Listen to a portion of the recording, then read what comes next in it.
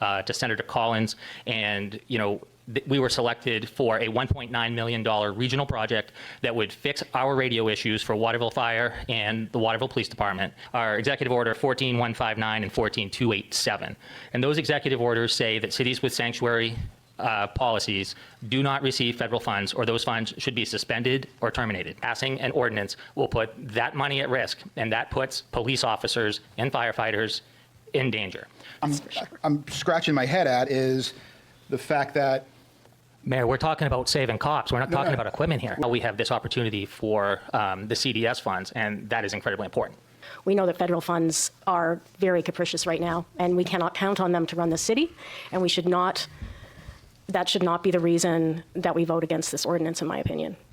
I'm more concerned with actually doing something that prevents people from getting detained. Well, I think you make a political statement either way, but you can make a very strong statement by letting the city manager give guidance to the city employees. Well, as you heard, I'm just saying that I take issue with this comparison of, the ordinance versus getting the CDS funding. I think it's important. It's important to note, and it's my job to bring those facts to you, Councillor, so I'm sorry if you're offended. And it's my job to ask questions of the city staff. Right.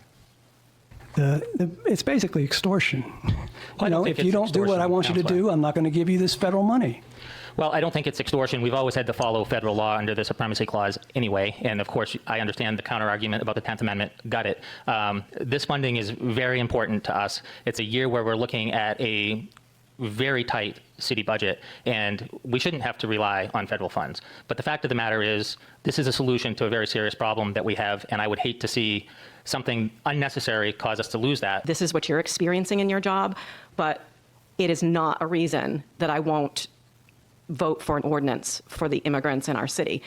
I'm sure if you could say it, you would say, I don't want the LD 1971. It's not something that law enforcement probably wants.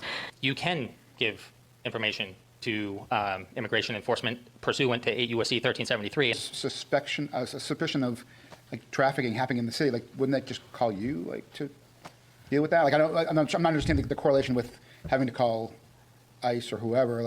At the end of the day, if there's drugs being dealt in wherever, or then the call would be to you. Doing a human trafficking case, we're not doing that case for the purpose of immigration enforcement, but we might have a person who's not here legally that was being the trafficker. So then how do we navigate? We're not doing it for the purposes of immigration enforcement. We're doing it now for the purposes of human trafficking. But if they're not even allowed in my building, I don't know how we do that. That's fact that the person may have some immigration issue.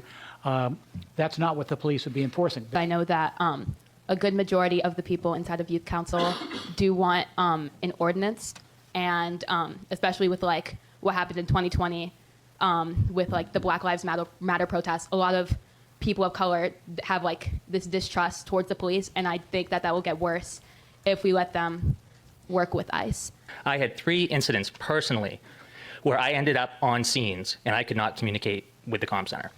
First one, I rolled up on an accident on the interstate. It had just happened. It had not been reported.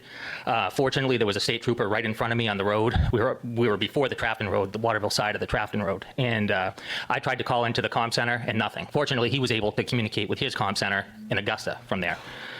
Personal injury accident, and we need to be able to communicate those things. It's important.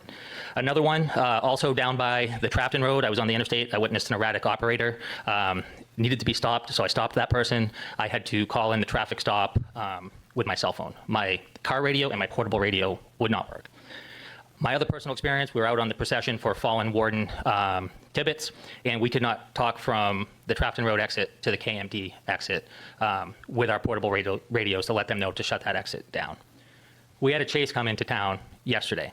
I listened to the body cam footage. I watched the body cam footage, listened to the radio traffic, and the officer that was primary behind Kennebec on that was calling, doing everything he was supposed to do on the radio. And then I watched the sergeant who is responsible for making a lot of decisions. Do we continue this chase? Do we not? How do we deploy resources? Where do we put the spike mats? And his radio was silent. It didn't even break, squelch for the location updates and the additional updates about the things that were happening on that call. Let us take a vote. All those in favor of this moving forward as it's currently written today? Okay, so, whoa. Okay, so it's 6. And Who's, one opposed?